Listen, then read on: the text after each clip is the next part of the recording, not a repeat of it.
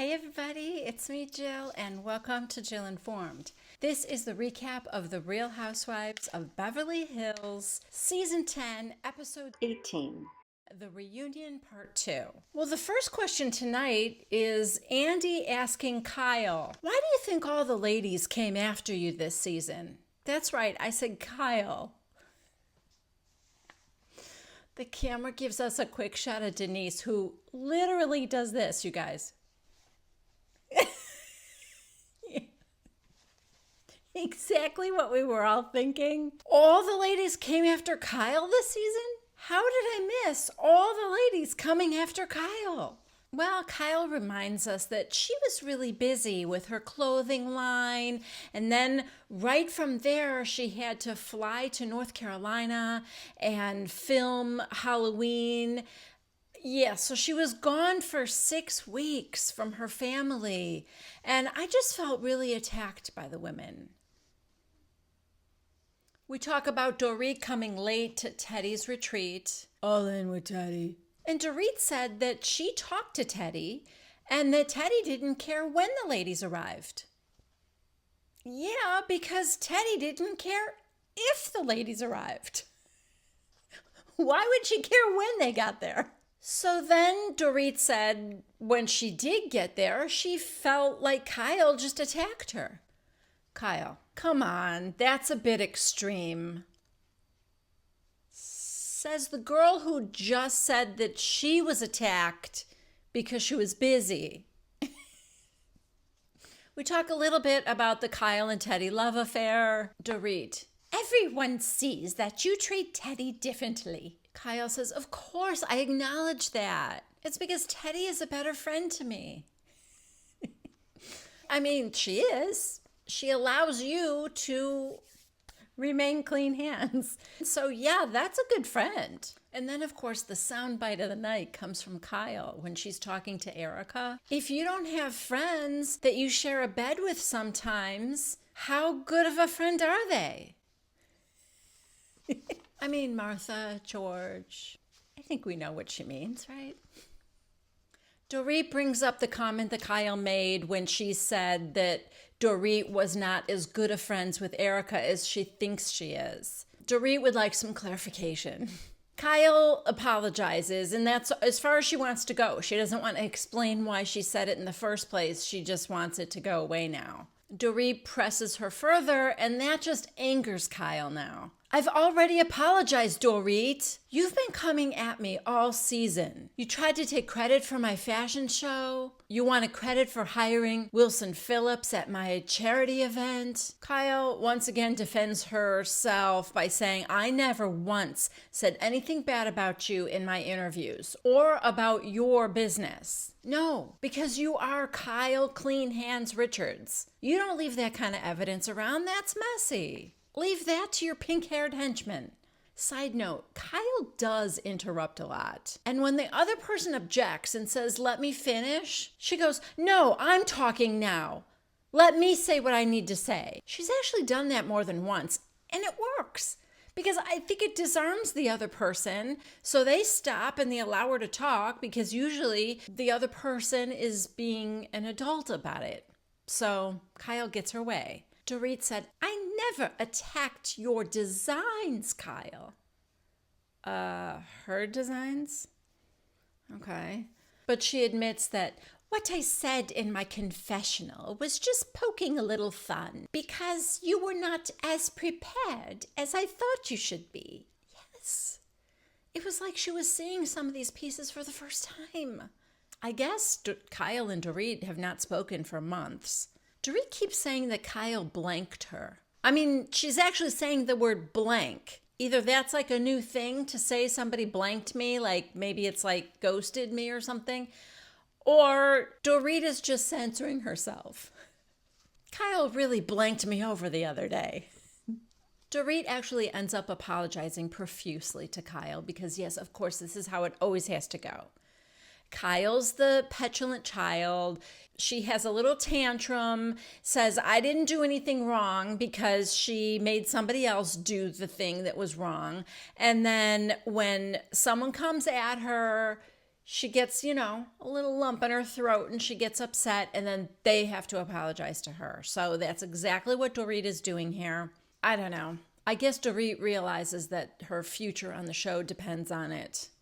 Side note, at this point, we know that Denise is not coming back. I don't know about Garcelle, but she did at one point say that if Denise doesn't come back, I'm not coming back. I don't know if that was just sort of an offhanded remark or if she really means it. I guess that kind of remains to be seen. Rumors are flying all around about Brandi coming back full time. There's talk of Kris Jenner. This would be a very, very bad direction for the show to go in my opinion. I mean, setting Kyle up to be the untouchable queen surrounded by allies, it doesn't even make sense from a ratings standpoint. Where do you go from there? If nobody says anything wrong about Kyle and then everybody around her is afraid, I don't want to watch that. Next, we move on to Kyle and Denise. Side note, Bravo is struggling to find a shot of Denise where she doesn't look like she's smelling something bad. She kind of has this face all the time. Not that I blame her, just saying. So the question to Kyle is, why do you think Denise is a fake-ass bitch? Kyle starts off by saying, well, Denise doesn't care about her hair or makeup. I mean, I don't mean that in a bad way. I'm just saying, you don't really. And yet, you defended Dorit being late to Teddy's retreat. And then Lisa saying, you don't defend me. And Dorit saying, I don't defend her ever. I was like, what is happening? Here's what's happening. You're getting called out. Here's what Kyle says. It felt like everyone was putting on an act to be rude and they weren't being genuine. Kyle, you can't imagine that maybe those people were genuinely feeling those things from you? Wow. She ends up by saying, I wasn't singling out Denise. Gee, thanks. The next question is for Denise. Denise, you're one of the sexiest women alive. How did you feel about being called a ragamuffin? Denise just laughs and she said, I was wondering if I could trademark it and come out with Ragamuffin clothing line or something.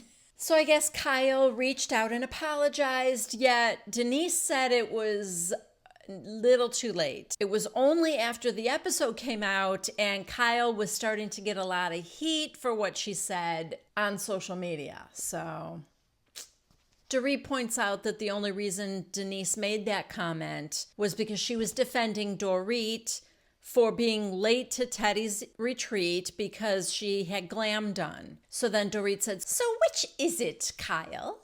Too much glam or not enough? Kyle said that I just thought that she, of all people, would understand why I was mad at Dorit. It's just such, these backhanded, rude, yes, because you're a ragamuffin who doesn't care about hair and makeup. I thought for sure you would agree with me that Dorit shouldn't have had glam done. It's just so bad. We move on to Lisa Rinna and her daughter Amelia. We revisit the whole Garcelle asking her if she thought maybe her dancing in a bathing suit or in her underwear on Instagram might be attributing to Amelia having an eating disorder. Garcelle said, you know what? I've known Lisa for over 20 years. I wasn't mom shaming her. I think Lisa is a great mom. It was just kind of a reality check. Teddy said that her own eating issues have always been related to her trying to cope with certain stressful situations in her life and that it never had anything to do with her mom or her dad. Teddy thought it was wrong of Garcelle to bring it up in Rome in front of everybody and that it felt like a low blow. Andy, Garcelle, do you have any response to that? Garcelle, not at all. I guess at one point, Sutton said that Lisa's dancing was weird. She just thought it was weird. And so now she's being called out about that. She said, I like weird. I'm weird too. I don't really think weird is that bad. And Dorit goes, come on, Sutton. You didn't mean it as a compliment. Sutton, well, Dorit, why don't we make this into a bigger deal than it is? Let's do that. Sorry, I'm loving Sutton and Garcelle. I love how they are responding to these women, how they're handling themselves during the reunion, how they're responding to women. I'm here for it. It's refreshing to me. It's almost like everybody has this script that they always go by where, okay, now we're going to come at each other and fight and be vicious and all that. And these two women are like, I'm not doing that. And I kind of love it. I mean, maybe if everybody was like that, the reunion would be boring or something. I don't know. But right now, I'm here for it. Rinna just laughs and she goes, it is weird. I know it's weird. And then Teddy said that when they were on Sutton's private jet, they were all trying to reenact one of her dancing posts and kind of one by one going down the aisle of the plane. Teddy said it was a disaster. She is not wrong. I think Rinna was asked if she would still do it if her daughters didn't want her to, and she said absolutely not.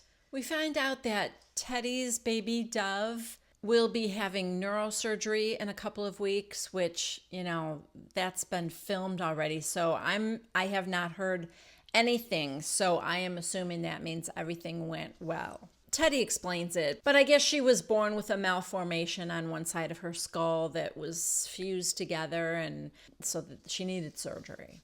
Then Andy segues into how nobody all season long cared that Teddy was pregnant, and we get a whole montage. It's pretty funny. But, it's from Erica not having anything to serve other than sushi and wine, and Teddy can't have either, to Kyle taking everybody on a bike ride and then a vineyard. What was the other? Oh, that's right, Kyle's barbecue, where she had those ridiculous low stools that everybody had to sit down on, and poor Teddy is struggling. It was funny. I mean, everybody was laughing, including Teddy. Oh, geez, I guess everyone was having too much fun. And we need to bring the room back down again. Teddy to the rescue. Now we get to hear another horrific story from Teddy about her daughter Slate and how Teddy was, I guess, taking the garbage out and Slate followed her and the big gust of wind came and slammed Slate's finger in the door. Yes, the tip of her 6-year-old's finger was amputated. Andy, he's so gross and I don't know, so salaciously asking her questions. So you had to pick the finger up off the floor? Stop, you're an adult man. I mean, would you want somebody that voraciously listening to a story about Ben losing a finger?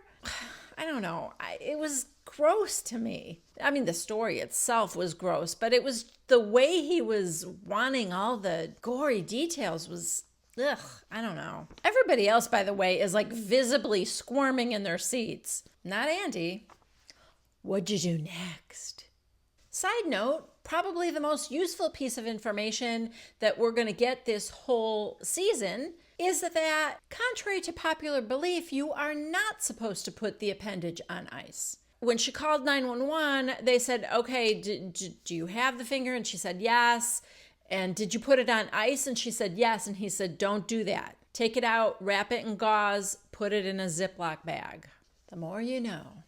Then she says she texted Dorit, Erica, Lisa Rinna, and Kyle because she knew that they were going to need a plastic surgeon. So within minutes, Paul Nassif called her back. She met him, I guess, at the emergency room. And according to Teddy, the surgery went incredibly well and you can barely even tell. So that's good. We move on to Teddy and Denise. And a question about them butting heads, asking Denise if pregnant, sober Teddy is as boring as Sutton thought she'd be. Are these real questions, you guys? Or do you think that they're all fabricated in a room somewhere? Either they're all made up questions or the viewers have learned how to phrase questions or how to ask something to get picked to be read on the air because they all sound the same to me, like the same kind of style. Denise just says that she doesn't think Teddy's boring, pregnant or not. Well, now it's Brandi's segment. She's not there. I mean, we'll get to that in a minute. But, you know, we get to see Brandi shine when she is in Kyle's bedroom telling the story of the century to the ladies. In this montage, we also see Denise's confessional where she said, I actually said worse things about Teddy than Brandi said I did. So that's what I'm confused about. That's going to come back to haunt her in about 5 minutes. We also get a slightly extended version of the scene at Lisa Rinna's house when Denise came over and Ursula, the sea witch, said, "Oh, you're so angry." She not only said a cease and desist, but she said, "You sent a cease and desist to Evolution and Bravo, didn't you?" So that was cut out the first time. Denise still claims I am not that close to Brandi. Yes, there's a text chain. She would call me all the time. I would respond to about every 10th text from her. She always wanted to get together for dinner, and we never did. It was just a very... And Dorico's surface... And she said, like, acquaintance exchange... Just the exchange was just very... like acquaintance. You should have taken Dorit's suggestion. Rinna, why didn't you call her in Rome? Denise, because she's not a friend of mine. Rinna, you can't keep lying, Denise. 20 years they've been friends. And Rinna is just willing to throw it all away for a buck? I mean, is that who she is? Is that the kind of person she is? I know a lot of you think yes. I don't know. It's sad.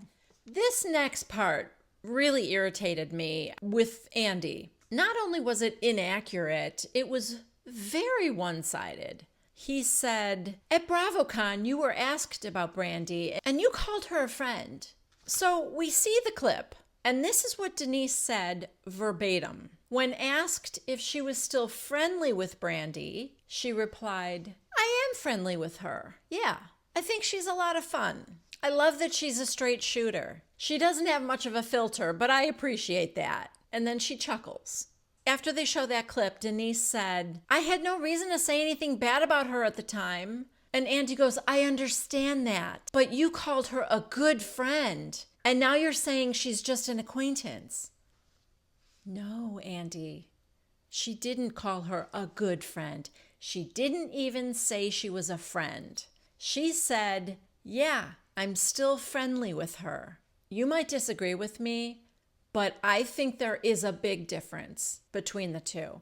I don't think it's semantics. I don't think I'm nitpicking. There's a difference between saying I'm friendly with someone and calling them a friend. Certainly, you have to admit there's a difference between saying, yeah, I'm still friendly with her, and she's a good friend, which is what Andy accused her of saying. You know, Denise didn't dispute that, but maybe it's because she didn't remember exactly what was said there. But I could tell she was getting irritated with him. I would have been. And she said she felt discredited. Andy says, I'm showing all sides.